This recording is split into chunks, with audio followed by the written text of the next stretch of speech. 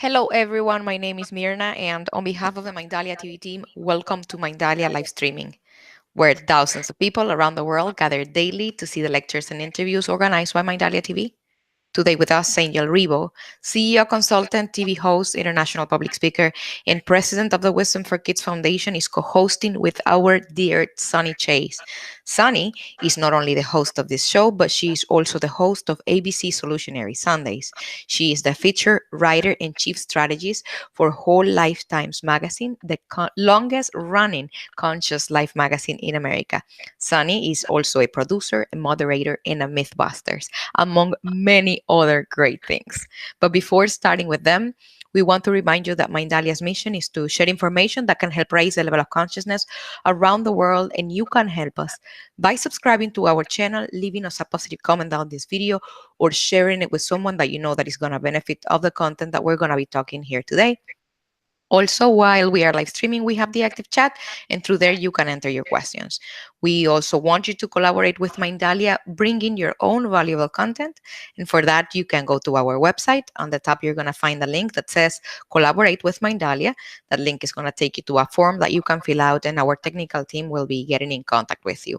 Remember, you can collaborate with us in English through Mindalia TV English, but you can also do it in Spanish through Mindalia Televisión and in Portuguese through Mindalia Televisão. Visit our different channels, platforms, subscribe, visit our Facebook pages, Instagram accounts, and with that, you not only help us reach as much people in the planet as possible, but you also keep yourself updated with the wonderful information that we share there on a daily basis. I'm not gonna delay this any further. I'm gonna leave you with Sunny, with Angel, and with our amazing guest today, Alan Steinfeld. Guys, welcome to Mindalia live streaming. The screen is yours. Thank you. Thank you very much, Mirna, for this wonderful introduction. And it's a big pleasure, as usual, to have Sunny back and to share a conversation. It's, these days like a day full of energy. We're really, really close to the spring. The last cold and rainy days in Texas, in North Texas, are happening. And we just passed the Conscious Life Expo, actually.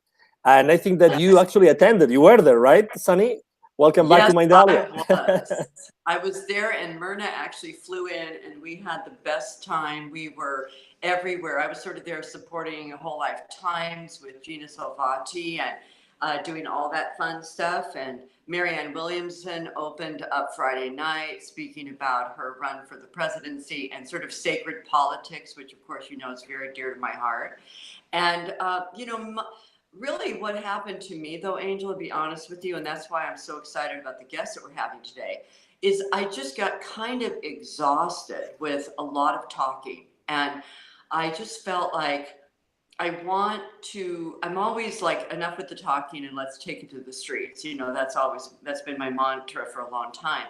But I feel it more than ever now because I feel like the stakes are so high.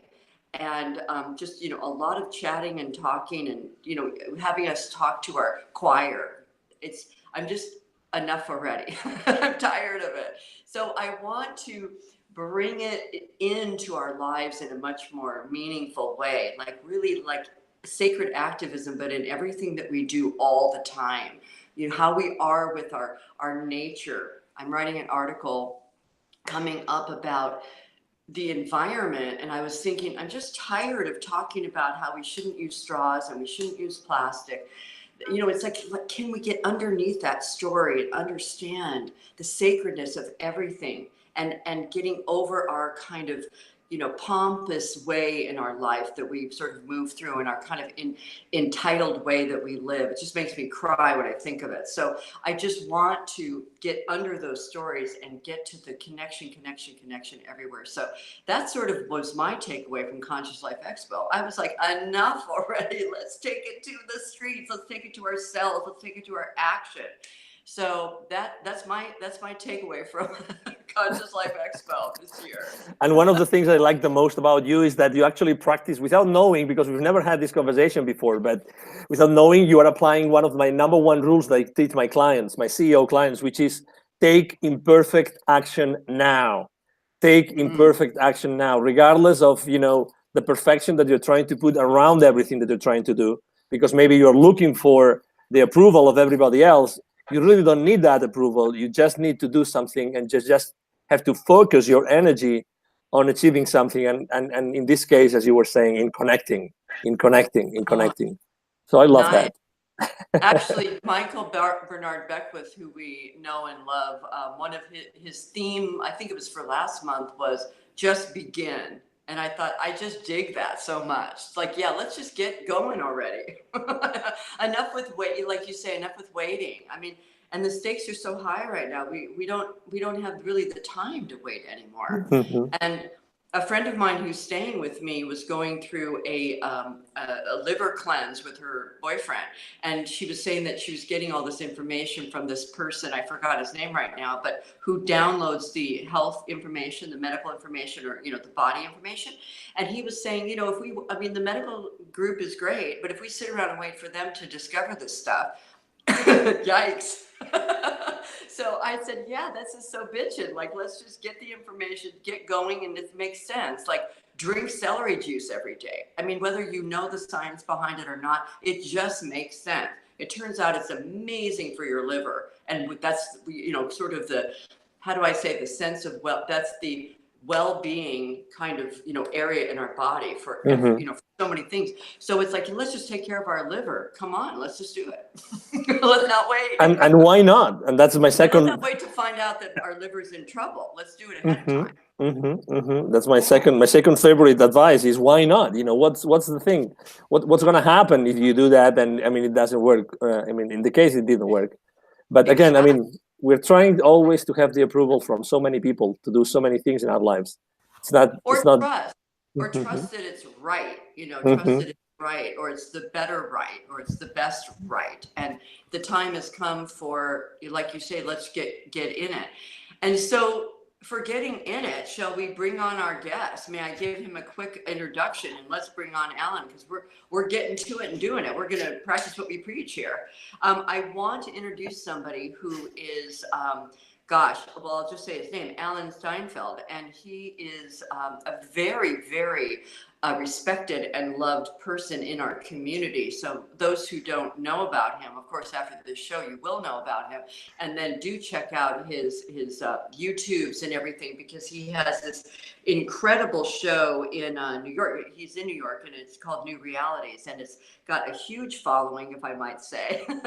And he covers so many different subjects, all of them near and dear to our hearts here on Mindalia TV. Fields of human potential, metaphysics, healing, creativity, cosmic intelligence is very interesting stuff. And the ones that I want to kind of chat about today that Alan is such an expert in is spiritual awakening and conscious evolution. So that's sort of the subject for our chat today. So shall we bring on Alan Steinfeld? Absolutely. Welcome to Mindalia TV, Alan. Thank you. Finally, it's so nice to be here. So thank you for inviting me. Yeah, I love everything you've been saying. I'm listening as if, maybe that's just should be the show with you two talking. No. No, not at all. Okay. Not at all. No. I'll jump in. No, I'll jump in. Go ahead. So no, you jump in. We have to get outside our community. That's the problem. Most people outside our community aren't interested. So how do we cross that line? Because they're watching watching the football game, drinking beers. I mean, I'm not judging that. It's just like a lot of people aren't interested in evolution. They're happy with what they got because that's safety, security.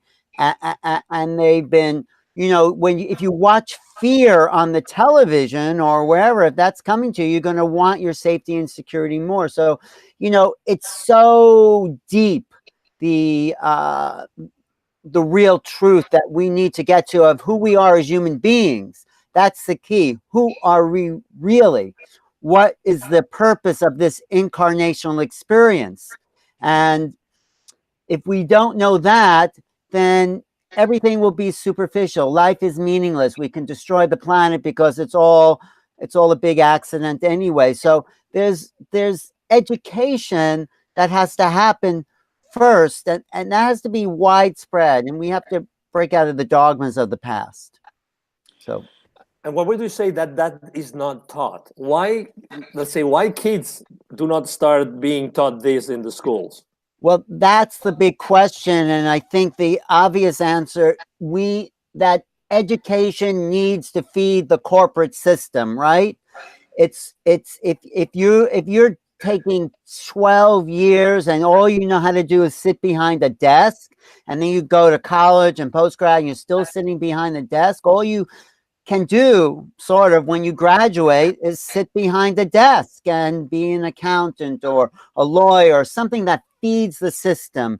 And the most exciting people are the ones who are creative. They break outside the system. They create their own ways of being in the world. That needs to be taught. But, the corporate, I mean, I'm not into so much conspiracy because it's unconscious, but it's the corporate mentality that needs to maintain its own sense of purpose. And it doesn't matter. That's why are we making weapons for war? Why are we putting children in cages? Why? I mean, it's just so deep and insidious that it does take us and our community to start to branch out. I mean, I think Marianne's run for president, I don't know if she's really going to make that, but I think bringing out the questions that need to be asked is the purpose of that candidacy. And it's a kind of like bleeding into the mainstream that is unconscious. But I do think we've made some inroads. I mean, there's health foods departments in every supermarket. There's yoga. People can do massage, acupuncture. So, it's taken 20, 30, 40 years to get that little piece. My part is to start to talk about ETs and the presence of extraterrestrial consciousness, because I think once we realize we're not alone and that the universe is full of life, I think somehow that'll give our lives more meaning. That's just my angle.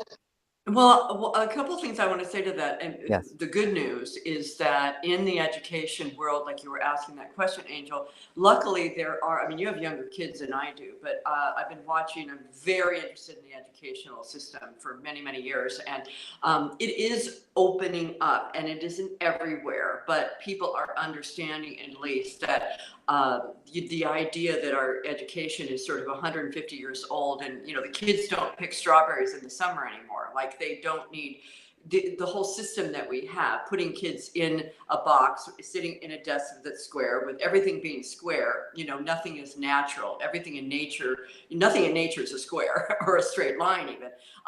So people are starting to understand this stuff, luckily, and they are, the kids are feeling it. It's kind of like they've been fed so much empty calories, emptiness, and they're kind of taking it on their own to start programs and things in schools. And one of the people who've been on our show, Cat Martinez, who's 19 now, but he's been an activist for the environment since he was 6, and he has started an organization for many years, Earth Guardians, and they're doing things all over the world. So the good news is, I think from this kind of barren wasteland, other kinds of sprouts are coming up, and so that's my hope for what's happening in all aspects, with food, with the financial system, with many things. So what do you think of that, Alan? Do you see hope? Yeah, well, I think going back to education, I think the big thing is we have to teach children, or not even teach them, but creative thinking, not repetition. It's meaningless to repeat history lessons. Or how do we teach children and ourselves to think new thoughts? This is creativity. I've been working in the area of creativity. I'm writing about that. And what is creativity? Creativity is to have an original thought. Yep. And you know what? Because we're in the flow of the divine force, the creative ideas are coming to us all the time. We just have to make room for understanding that there's so much more we don't know than we do know, and we have this vehicle of the mind to access the unknown. I mean, a sort of subtext to my website and television show is Making Known the Unknown. So we need to, if we can teach creativity, which means, okay, let's do more painting, let's do more dancing, let's write songs with kids. You know, that's better than learning all the academic stuff. You know, if you just teach math and logical thinking, you only get to use half your brain. Right. The creative side is knocking on our doors all the time. William Blake said, the imagination is the true life of the human being. We're here for that. That is the reason we've incarnated into these bodies, is to express and to express what we have yet to know. But when we make ourselves available for new thoughts by picking up a pencil and paper and just start writing and seeing what comes out, this will change the future more than anything. And this will start to create a generation that starts to think differently and think out of the box. And this is, in a way, the only hope for our future, to start to train the younger generations how to think and how to create and not to repeat and fall in line with what they've been taught and conditioned to know. We have to break out of that.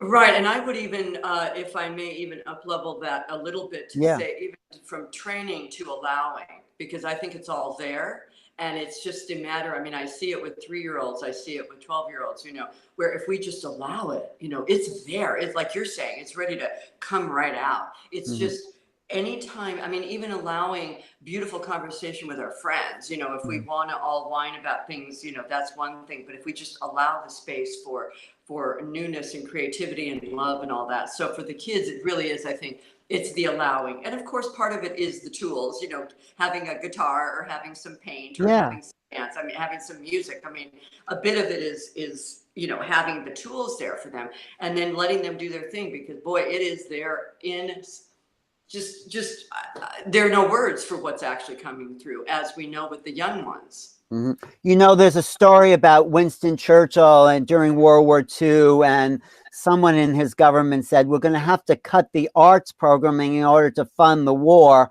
And Churchill says, well, what are we fighting for then? You know, we're fighting for this vital force in us to come out and see the world in new ways, and see the world in original ways. Everyone is an original thinker. And, you know, I feel so bad for the people that think they just have to take the jobs that have been offered to them instead of creating something new, creating what we're doing. We're playing in the field of the unknown. And all the time. Exactly. But we've taken a chance, haven't we, Sunny? We've stepped out, and it hasn't always been easy to step outside the box and just go there despite the consequences, you know? Right. It can be scary, and it can be, and with you, especially, I mean, for me, I came from a background of very, very profound life changers. You know, my uncle, excuse me, and my aunt wrote many books on peaceful conflict resolution. I was telling you earlier, my uncle was head counsel to John Kennedy, and he was there with the compromising, or really the whole situation with the Bay of Pigs and the Cuban Missile Crisis. Talk about yikes. And back in those days, there were just a few people, just, you know, in a completely delicate chess game. And, you know, the possibility that we have for peace, the possibility we have for understanding peaceful conflict resolution. And, you know, so for me, and many other people in my family have done stuff. So for a long time, I felt sort of like, well, what the hell am I doing? Like, I'm just a single mom. I was a clothes designer, you know, and all of that. And then, but it broke my heart that I wasn't doing more in the world.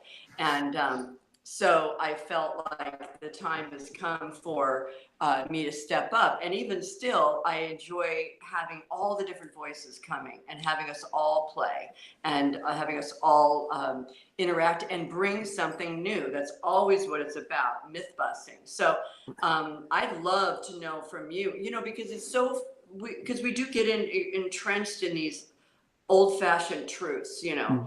I mean, of course, we use the example of the earth is flat, but there's so many recently, you know, like our DNA determines our life. We now know Right. that's absolutely not true. However, the doctors are even holding on to that. You know, I don't know if you know this, but the heart, they've just discovered one of the reasons they've had so many problems with surgery, sometimes they work, sometimes they don't, is that they actually didn't understand the shape of the heart. The shape of the heart's actually like a spiral. It's not four quadrants. It's that, but it's a spiral somehow too. And so this information they're learning, you know, but not all the doctors want to take it because they have so much invested in their many 30 years of training. And I just find that really shocking. But it's always shocking when on. science thinks it knows something and it refuses to keep evolving. That's what they call meteorite thinking. You know, in the 1800s, they didn't think rocks fell from the sky, and they thought anyone who saw that must have been crazy, until they found out that they did fall from. There were meteors, but it had to rearrange their whole cosmology, I mean science, in order to integrate the new. And you know, I don't know, maybe it was Thomas Kuhn in the his book on scientific revolutions, who said that science advances one funeral at a time. Ooh. Because I know it's scary, but yeah, this is all about what I'm interested. How do we change the paradigm and move from the known into the unknown? How do we let go of all the things we think we know in order to make space for something we don't know? And this is our only opportunity to overcome the environmental crisis, the gun violence, all the awful things that are assaulting a really beautiful place in the universe to live. You know, this is a really great planet. It's really one of my favorites. So how do we save it? We save it by awakening to what we've been given, you know, which is the creative mind, which is you know, we're somewhere between animal and the divine. We have these animal bodies and these divine consciousnesses, and we've been living in the animal body for 5,000 or 10,000 years. And how do we raise the level up to the heart chakra, if you want to bring in chakras, from the, you know, the lower chakras, the power, the sex, the survival, that's all animal. That's our animal nature. And that's half of us. And that's where we've been going. That's what we've been doing for thousands of years. And, you know, the reasons the beings are out there making sure we don't blow ourselves up haven't really come forward is because we have yet to develop a culture of peace. You know, we have yet to develop something that transcends the animal body. So, and yeah, there's such an opportunity. One thing that I love to always talk about. Thank you for all that. And then I see Angel is back. I just want to say this quick thing, and then I'll turn over to Angel. The humility and the awe and the curiosity. Come on, people, let's celebrate those. You know, it's like the time has come for us to really understand that I feel is our salvation, whether we're 5 years old or 95 and everyone in between. You know, understanding that we are in an incredible, you know, we have incredible opportunities that are beyond our imagination, literally. You know, I think of Leonardo da Vinci and what he imagined, and everyone around him couldn't hold it. And now we're in places where, you know, then there was Tesla, and, you know, and people at that time still kind of couldn't completely hold it. So as we evolve, as we allow more and more opportunity in our lives, like, yeah, let's do it higher, let's do it deeper, let's do it bigger. Then the brilliant minds, or the people who are able to download this stuff like Tesla, then we can really just say, amen, let's go for it and not resist it. right. And again, having the humility to know that we are just a speck here also, and not feel so bombastic. So that's what I want to say to what you were saying. Yeah, but I also want to add, right before the show started, both you and Angel took a moment and you just went in and kind of centered yourself. If we and that was beautiful. And I felt that. And I felt, well, right there is the answer to every question you're going to ask me. Because, right? Because if we can teach children, instead of to say whatever prayers they say at the beginning of school, and just say, forget the God and the Pledge of Allegiance and whatever those things. I mean, that's okay if you want to do that. But if they can, everyone take 5 minutes to just be with themselves in that space of silence and peace, and listening to their own thoughts or listening to the world, if they can just drop in, that would really change. 5 minutes would change the world. I really agree. think so. And we know more about ourselves. We know that when consciousness is one, when you drop into that space, and Angel and me, we are actually linked in a inner peace. That I think it's consciousness that is like electricity that works through all of us, our vehicles.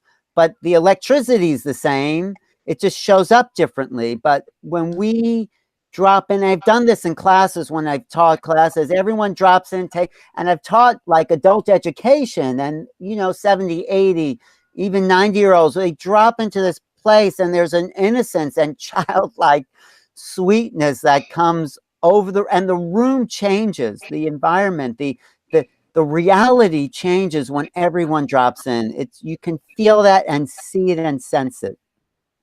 So with all of that, oh, Angel, there you are. I feel like I'm Oh, I chatting think with Angel you. wanted to say something. Please, please. Yes, no, no, yeah, I don't know what's going on, but yeah, I've been here all the time, but maybe there's some signal going on and off. But no, I mean, the main question I wanted to ask Alan is definitely, what are we doing here?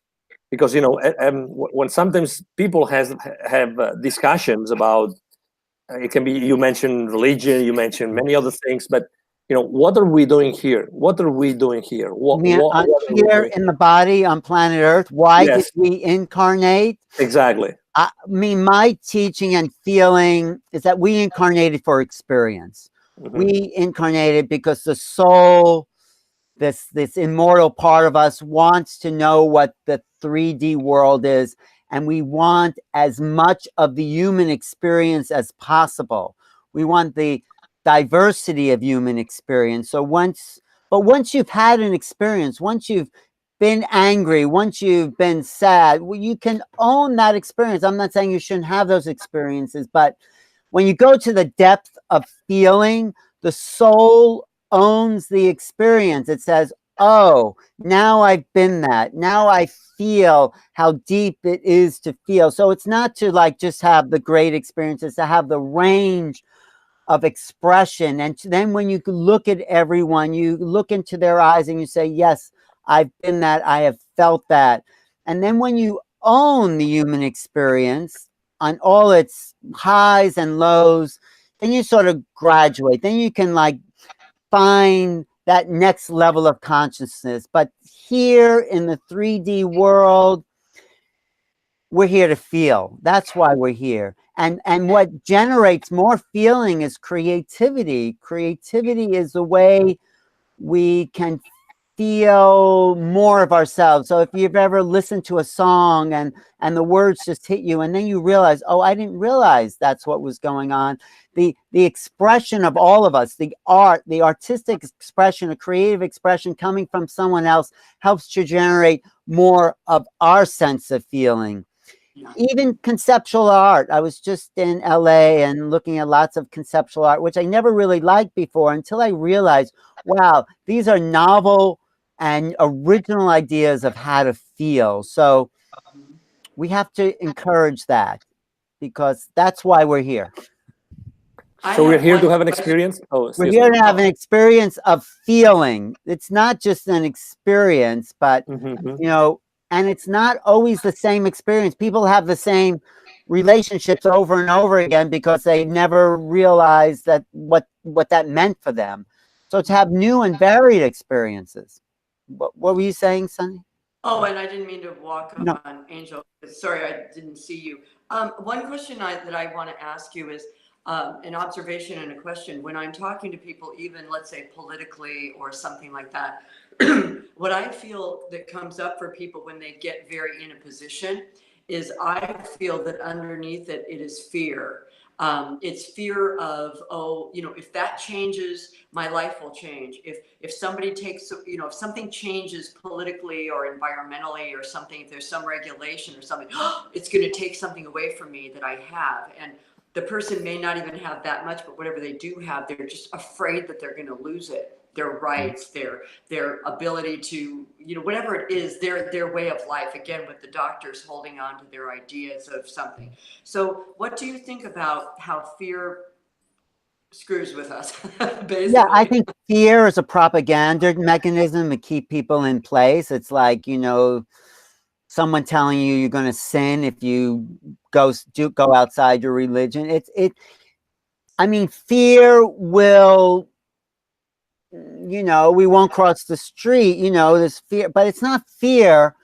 It's the realization of reality. I mean, we don't have to fear things. I mean, if your house is on fire, you take action. It's not like you sit there in fear. So this whole idea of fear is really a program to keep us stuck, safe, secure, listening to the system that wants to enslave us, basically. So, I mean, we take precautions, right? But the fear stops the expression of the thoughts we were talking, creative thoughts. And, you know, there's no need to live in fear because. Well, I've learned also recently, you know, the way the brain works, and I know you probably know more about this than I do, but in other words, if we are healing, if we want to heal, let's say our liver, you know, part of our body, and we are afraid of something, or we're, you know, we can't physiologically grow and defend ourselves at the same time. So in order to grow, we need to calm down, basically. And so that's, you know, sort of what there's a question in there. Well, I think physiologically, we also, I mean, it's not directly answering your question, but we get used to certain chemical conditions. If you're always in fear, if that's sort of like your training and your upbringing, that's a chemistry in the body. It's a certain chemical feeling. And when you start to not have fear, your body's going to crave those chemicals and look for something to be afraid of. And so we're addicted to our own chemicals. That may be depression, that may be anger. The way to get through that, and this is something Joe Dispenza also would talk about, and lots of people in the human potential field, is when you start to feel that fear again, you don't indulge it.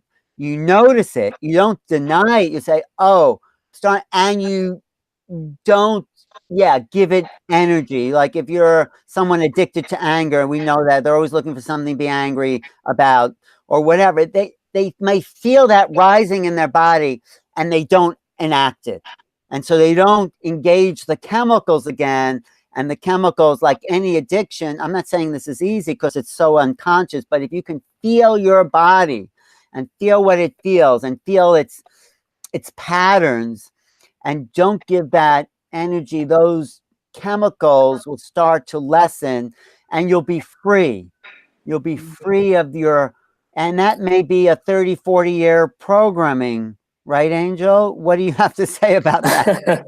Yes, I'm a big follower of Dr. Joe Dispenza, and I actually go to his workshop, so I couldn't agree more. It's funny because, for instance, I have young kids, and obviously kids are one of the most important blessings in someone's life because they represent, obviously they choose you don't choose them, so they're also part of your divine plan. And when they kind of obviously they when they push your buttons, right, you feel what's happening in your body, you feel you feel the chemicals, and then you feel the energy, and you know what you're doing. But the thing is, okay, how do you do it to stop for a few seconds so the rest of the reaction, because eventually it becomes a group of gestures and physical body reactions. How do you stop that and not allow it to manifest with obviously with all of the consequences, with the yelling and with the blah blah blah, whatever happens? So yeah, absolutely. I mean, I completely agree. But so But you just again, have to I'm not saying it's easy, but if someone pushes your buttons, you take a moment. You don't like slap that child because it's been a brat. I mean, you just take a moment with yourself and you drop in, and then you react. But you know, just take some space, because we don't have to be automatic.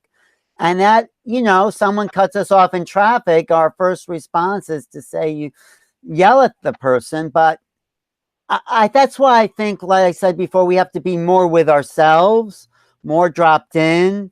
So, I mean, the world is a problem because of automatic unconscious behavior. So if we're teaching our kids that how to act automatically, that's what they learn. You yell at them, you hit them, whatever you do. I'm not saying you do that, but if you do that automatically, that's what you're teaching them in your actions. And we're the adults, or some of us, we're trying to be. So I exactly. don't do that all the time either, but that's our training as adults, as conscious beings, as divine vehicles, as whatever you want to call it, whatever we are. But we have to teach what we are, instead of, like, you know, the unconscious programming is so deep. Just putting on the television set, there's all these, like, you know, illnesses you say that you say you're going to get, and you know, and then the medicine that will also give you side effects. It's like, you know, it's, we have to listen to ourselves more. Yeah. We have to wrap it up now. Excuse me, Sunny. Oh, go ahead. No, go ahead.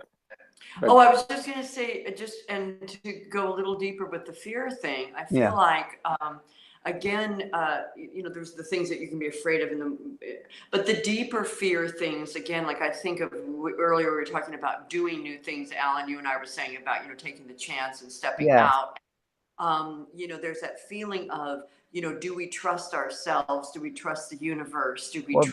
That's a big problem that we've been taught not to trust. And we have to go for a commercial. Let's talk about that after, because no, we're okay. Oh, we good? Oh, okay. Okay. No, trusting, the problem, and I've written about this, psychology has done us a great service by looking at ourselves, but then it's also told us the downside of psychology, or formalized psychology, is not to trust your own mind, not to trust yourself, that someone knows better than you. And this is also what's in the way. We don't trust ourselves. We don't trust the universe. We can trust our minds. Basically, you know, people do have problems with that, but we're here to trust. We're here to trust life. Yeah, we're here to trust because we've been given this life. We've been given this blessing. So we not going to trust what we've been given.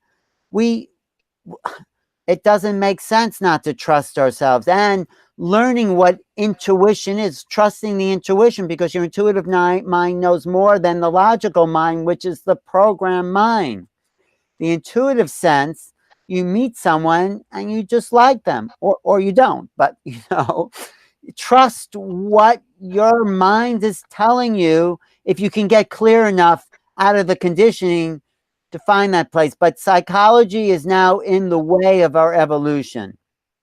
And to take that deeper, the body, I think the body, we should listen, I mean, not should, but is much more, you know, many more sensors are going off with our body that are really, I think, truer than even the mind, because the mind can definitely screw with us. If it's not, the body tells us right away.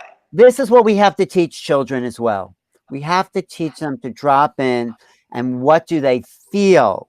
And I think in children, that sense of feeling can be really developed, or it can be underdeveloped, and they grow into it. But that's part of the whole program that I would teach children. How do you know what you're feeling? What are you feeling? Someone says something to you. I mean, childhood is traumatic. I mean, I do body work on some people, and I feel the trauma that's locked in their bodies from when they're 3 and 4 years old, just because someone yelled at them. They've contracted a muscle.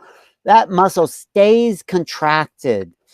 for the rest of their lives until you go in and you say, oh, what was this about? And you start to massage that and pull out the contraction, and it can acknowledge whatever, it's like a soul fragment, how whatever trauma or shock happened to them where parts of their soul left their body. So no wonder we're unconscious, because our soul's been fragmented, and we have to call those pieces back into ourselves to make us whole.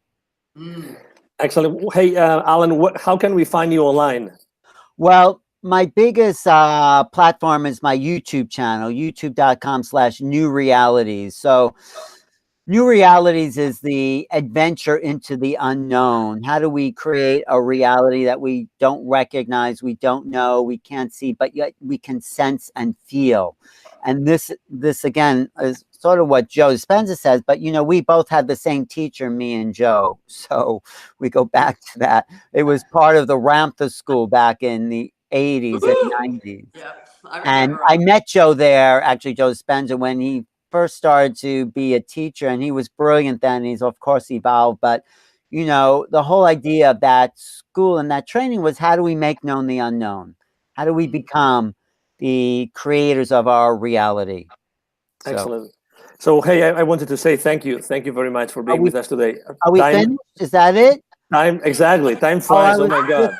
I was just getting started. I was just, Alan, we didn't even talk about my ET friends and, you know, creating new. Why don't we bring you back? You know, why don't we do now this? that I'm here, bring me back. Yes. Yeah, absolutely. Would you be open to that? Yeah, let's do a resurrection. Yes. Awesome. No, bring me back. Yes, and of course, no, I really was just getting started. But we were all getting started here. Absolutely, I agree. I agree. Thank you. So, Sunny, how can we find you online? Let's see. You can find me in ABC Solutionary Sundays on Sunday at 9 a.m. in LA. And in the Whole Lifetimes magazine, there are always articles and a bunch of other fun things there. And then also, of course, here and on UBN. And so you can also go to my YouTube channel, Sunny Chayes, YouTube Sunny Chayes, and just find a bunch of videos there and stuff with all these awesome people like Alan. Right. Awesome. Oh, I just want to say, I'll be at the New Life Expo in Northern California, San Mateo, April 27th to the 28th to the 29th. I'll be at Contact in the Desert in Indian Wells, California. I'll be hosting and doing some speaking, teaching remote viewing. You can also go to my podcast on bbsradio.com. And it's been really great talking, because I think we're all of the similar mind. If we can gather that force together, this is how change is made. Exactly. Yeah. Yes. I couldn't agree more. This is how fun is made too. This is so Absolutely. fun. We're here to have fun. That's the other part of the answer to your question, Angel. Yeah, thank you. Live in joy. Joy is who we really are. That's our natural state. It's not even an emotion. Emotion's what gets in the way when we're not experiencing joy. But it's our organic nature. Hey, Absolutely. This has been really fun for me. Thank you. Likewise, short but fun. Exactly. So thank you. Thank you very much for accepting our invitation and for being here with us, Alan, today. Really, thank you very much. Another great show, another great guest, Sunny. Thank you very much. Really, thank you very much. And again, this is Angel Ribo with Mindalia TV. Thank you very much for being with us today. I'm sure that you have enjoyed the conversation as much as we have in here. We hope to see you soon. Have a wonderful day. Bye-bye. Thank you.